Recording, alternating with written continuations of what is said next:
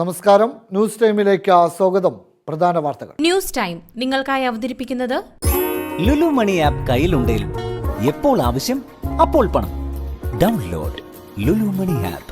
അബുദാബിയിൽ വിദ്യാർത്ഥികൾക്ക് നിശ്ചിത ഇടവേളകളിൽ കോവിഡ് പരിശോധന നിർബന്ധമാക്കി. യുഎഇയിൽ തിരിച്ചറിയൽ രേഖകൾക്ക് പകരം ഫേസ് ID ഉപയോഗിക്കാൻ അനുമതി.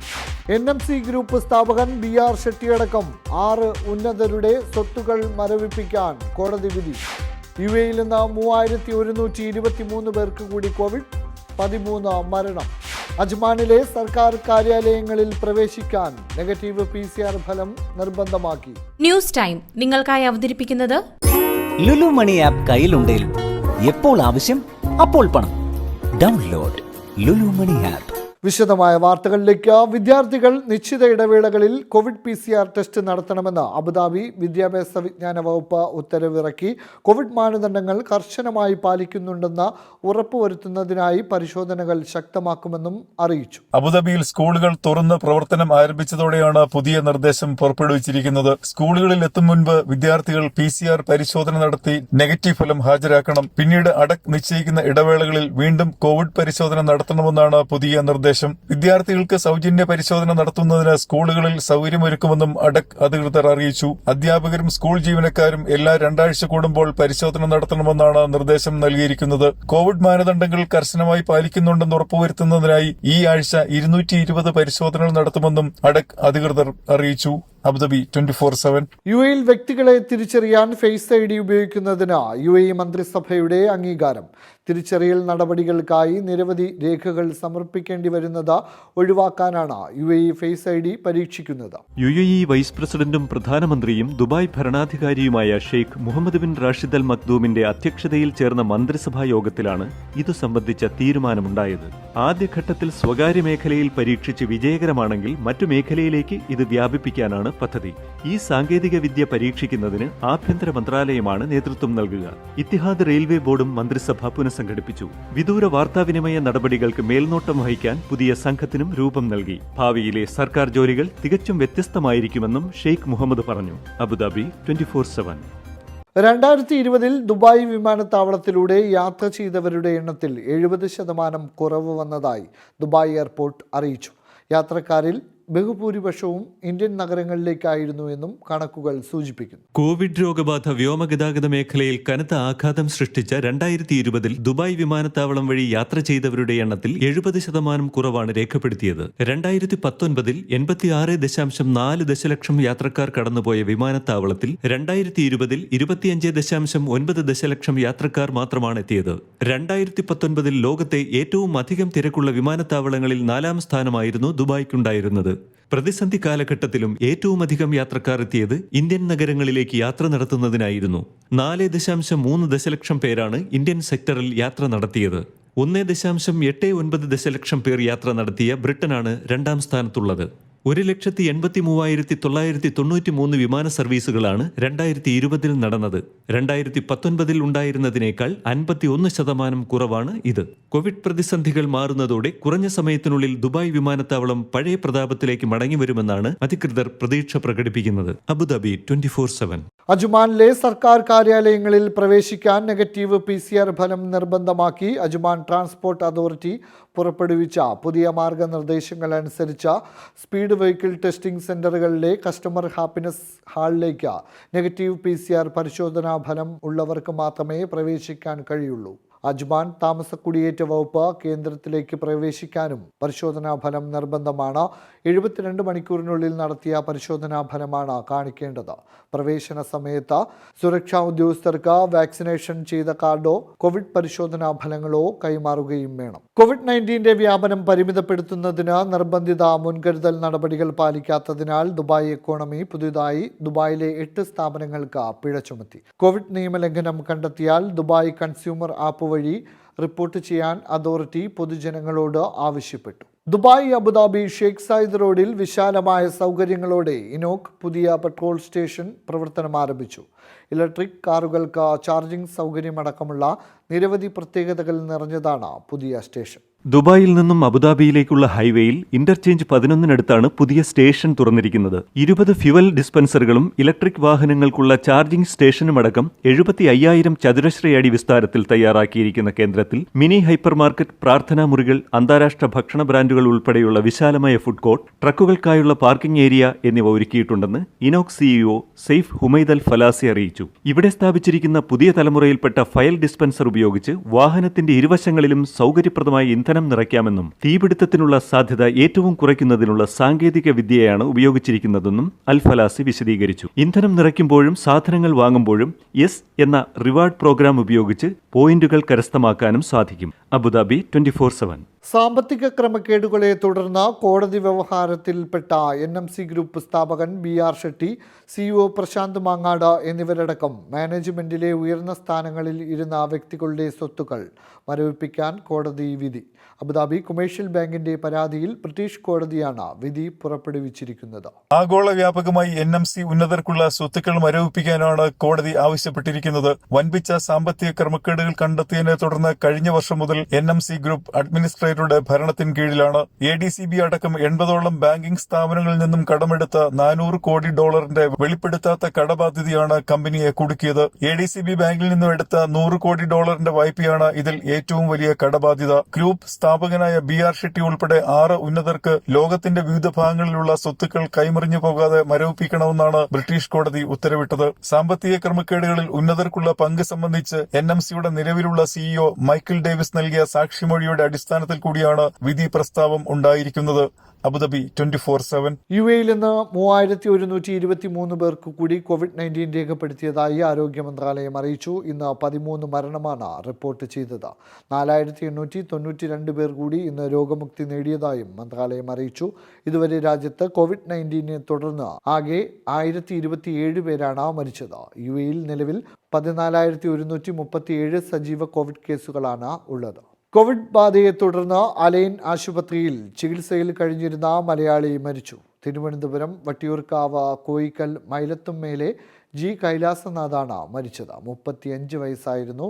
Dubai reliable force electro chemical works MD ആയിരുന്നു പരേതൻ. ശരണ്യാണ് ഭാര്യ. കേരളത്തിൽ നിന്ന് 2884 പേർക്ക് കോവിഡ് രോഗം ബാധിച്ചതായും 5073 പേർ രോഗമുക്തി നേടിയതായും സംസ്ഥാന ആരോഗ്യവകുപ്പ് അറിയിച്ചു. 13 കോവിഡ് മരണമാണ് ഇന്ന് റിപ്പോർട്ട് ചെയ്തത്. ഇതോടെ കോവിഡ് ബാധിച്ച് കേരളത്തിൽ 3998 പേരാണ് മരിച്ചത്. കേരളത്തിലെ ഇന്നത്തെ പ്രധാന വാർത്തകളുമായി ടോപ്പ് 10 ന്യൂസിലൂടെ അബ്ദുൽ ജമീഷ് ചേരുന്നു. സ്വാഗതം. ഇന്നത്തെ 10 പ്രധാനപ്പെട്ട കേരള വാർത്തകൾ. ലുലു മണി ആപ്പ് കയ്യിലുണ്ടെങ്കിൽ എപ്പോൾ ആവശ്യം അപ്പോൾ പണം. Download Lulu money app.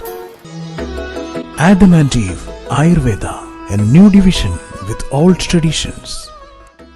സെക്രട്ടേറിയറ്റിൽ സമരം ചെയ്യുന്ന PSC റാങ്ക് ലിസ്റ്റിൽ ഉൾപ്പെട്ട ഉദ്യോഗാർത്ഥികളുടെ മുഖം തിരിച്ച് പിണറായി സർക്കാരിന്റെ കൂട്ടസ്ഥിരപ്പെടുത്തൽ തുടരുന്നു. ഇന്ന് ചേർന്ന മന്ത്രിസഭാ യോഗം 221 പേരെയാണ് സ്ഥിരപ്പെടുത്താൻ തീരുമാനമെടുത്തത്. KTDCയിൽ 100 പേരെയും യുവജനക്ഷേമ ബോർഡിൽ 37 പേരെയും കോഓപ്പറേറ്റീവ് അക്കാദമിയിൽ 14 പേരെയും സ്കൂൾ കേരളയിൽ 54 പേരെയും ഭവന നിർമ്മാണ വകുപ്പിൽ 16 പേരെയുമാണ് ഇന്ന് മാത്രം സ്ഥിരപ്പെടുത്തിയത്. PSCക്ക് വിടാത്ത തസ്തികകളിൽ മാത്രമേ സ്ഥിരപ്പെടുത്തൽ നടത്തുന്നുള്ളൂ എന്നാണ് സർക്കാരിന്റെ വാദം. അതിനിടെ നിയമനത്തിൽ സർക്കാർ നിലപാട് വ്യക്തമാക്കി CPM സംസ്ഥാന സെക്രട്ടറി വിജയരാഘവൻ രംഗത്ത് വന്നു. ഇല്ലാത്ത ഒഴിവുകളിൽ നിയമനം ആവശ്യപ്പെട്ടാണ് ഉദ്യോഗാർത്ഥികളുടെ സമരം. ഉദ്യോഗാർത്ഥികളെ മുൻനിർത്തി അക്രമ സമരത്തിനാണ് കോൺഗ്രസ് ശ്രമമെന്നും വിജയരാഘവൻ ആരോപിച്ചു. സർക്കാർ സമരത്തെ പ്രതികാര ബുദ്ധിയോടെ സമീപിക്കുന്നുവെന്ന് KPCC പ്രസിഡന്റ് മുല്ലപ്പള്ളി രാമചന്ദ്രൻ. ഉദ്യോഗാർത്ഥികളെ കലാപകാരികളായി ചിത്രീകരിക്കുന്നത് അംഗീകരിക്കാനാവില്ല. ബുധനാഴ്ചത്തെ മന്ത്രിസഭാ യോഗത്തിൽ അനുകൂല തീരുമാനമുണ്ടാകണമെന്നും മുല്ലപ്പള്ളി ആവശ്യപ്പെട്ടു. സെക്രട്ടേറിയറ്റിന് മുന്നിൽ മുട്ടിലിഴഞ്ഞ് യാചനാ സമരവുമായി ഉദ്യോഗാർത്ഥികൾ. താൽക്കാലിക ജീവനക്കാരെ സ്ഥിരപ്പെടുത്തുന്നത് ചർച്ച ചെയ്യാൻ ചേർന്ന മന്ത്രിസഭാ യോഗത്തിൽ ഉദ്യോഗാർത്ഥികൾക്ക് അനുകൂലമായ തീരുമാനങ്ങൾ ഇല്ലാത്തതിനാലാണ് സമരം ശക്തമാക്കാൻ ഉദ്യോഗാർത്ഥികൾ തീരുമാനിച്ചത്. സർക്കാരിൽ നിന്ന് അനുകൂല തീരുമാനമുണ്ടാകുമെന്ന് പ്രതീക്ഷയുണ്ടെന്ന് സമരനേതാവ് ലയ പ്രതികരിച്ചു. അതേസമയം സമരം നടത്തുന്ന റാങ്ക് ഹോൾഡേഴ്സുമായി സർക്കാർ ചർച്ചയ്ക്ക് തയ്യാറാകണമെന്ന് AIYF. സർക്കാരിന്റെ ഭാഗം അവരെ ബോധ്യപ്പെടുത്തണം. സമരം തീർക്കാൻ സർക്കാർ ഇടപെടണമെന്നും AIYF സംസ്ഥാന പ്രസിഡന്റ് R സജിലാൽ ആവശ്യപ്പെട്ടു. മാധ്യമപ്രവർത്തകൻ സിദ്ദിഖ് കാപ്പന് ഇടക്കാല ജാമ്യം അനുവദിച്ച സുപ്രീം കോടതി. മരണശയ്യയിൽ കിടക്കുന്ന ഉമ്മയെ കാണുന്നതിന് 5 ദിവസത്തേക്കാണ് ജാമ്യം. UP പോലീസിന് വേണ്ടി സോളിസിറ്റർ ജനറൽ തുഷാർ മേത്ത ശക്തമായി എതിർത്തെങ്കിലും കർശന വ്യവസ്ഥകളോടെ ജാമ്യം അനുവദിക്കാൻ ചീഫ് ജസ്റ്റിസ് SA ബോബ്ഡെ അധ്യക്ഷനായ ബെഞ്ച് തീരുമാനിക്കുകയായിരുന്നു.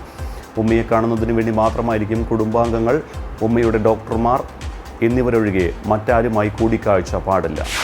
നെടുങ്കണ്ടം കസ്റ്റഡി കൊലപാതക കേസിൽ പ്രതികളായ പോലീസുകാരെ പിരിച്ചുവിടും. ജസ്റ്റിസ് കെ നാരായണക്കുറുപ്പ് കമ്മീഷന്റെ ശുപാർശകൾ മന്ത്രിസഭ അംഗീകരിച്ചു. യുവജനക്ഷേമ ബോർഡിൽ 37 പേരെ സ്ഥിരപ്പെടുത്താനും മന്ത്രിസഭാ യോഗം തീരുമാനിച്ചിട്ടുണ്ട്. വയനാട് മെഡിക്കൽ കോളേജ് തുടങ്ങാൻ 140 തസ്തികകളും അനുവദിച്ചു.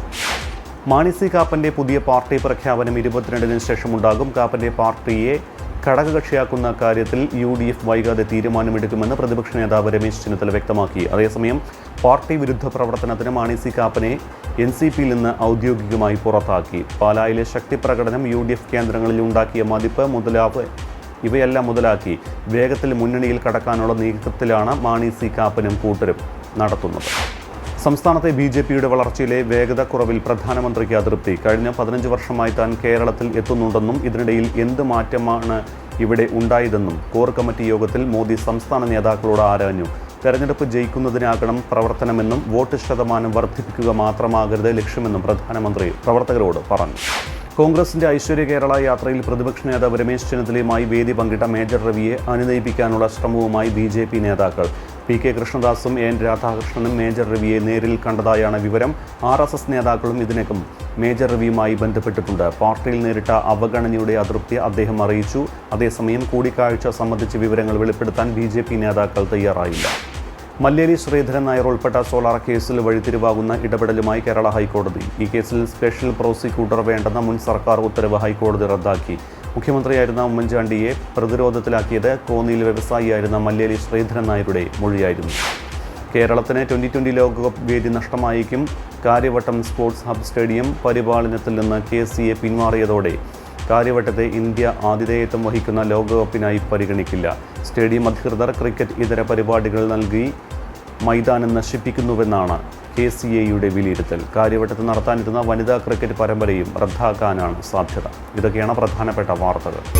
ലുലു മണി ആപ്പ് കയ്യിലുണ്ടെങ്കിൽ എപ്പോൾ ആവശ്യം അപ്പോൾ പണം.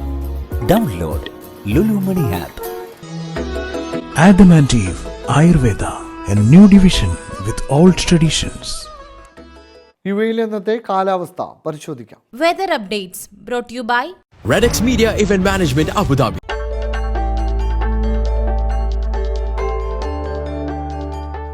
Whether updates brought you by Redex Media Event Management Abu Dhabi. Being one of the leading media and entertainment companies in UAE, our mission is fulfilling your needs beyond your expectation in event management, aerial filming, underwater filming, indoor and outdoor photography, live webcasting, social media optimization, and multi-cam shooting. Contact us. Redex Media Event Management, Abu Dhabi, 0264 10050 05656 80050. Visit www.redexmedia.ae. സ്വർണ്ണവില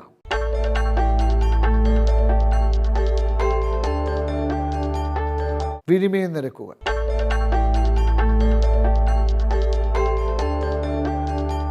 പ്രധാന വാർത്തകൾ വീണ്ടും. അബുദാബിയിൽ വിദ്യാർത്ഥികൾക്ക് നിശ്ചിത ഇടവേളകളിൽ Covid പരിശോധന നിർബന്ധമാക്കി. UAEയിൽ തിരിച്ചറിയൽ രേഖകൾക്ക് പകരം ഫേസ് ID ഉപയോഗിക്കാൻ അനുമതി. NMC ഗ്രൂപ്പ് സ്ഥാപകൻ BR ഷെട്ടിയടക്കം 6 ഉന്നതരുടെ സ്വത്തുക്കൾ മരവിപ്പിക്കാൻ കോടതി വിധി. UAEയിൽ നിന്ന് 3123 പേർക്ക് കൂടി കോവിഡ്, 13 മരണം. അജ്മാനിലെ സർക്കാർ കാര്യാലയങ്ങളിൽ പ്രവേശിക്കാൻ നെഗറ്റീവ് PCR ഫലം നിർബന്ധമാക്കി. ഈ വാർത്താ ബുള്ളറ്റിൻ ഇവിടെ പൂർണ്ണമാകുന്നു. വിശദമായ വാർത്തകൾക്ക് www.abudabi247.tv എന്ന വെബ്സൈറ്റ് സന്ദർശിക്കാം. നമസ്കാരം. അബുദാബി 24/7. അബുദാബിയിൽ നിന്നും പ്രവാസികൾക്കായുള്ള ശബ്ദം.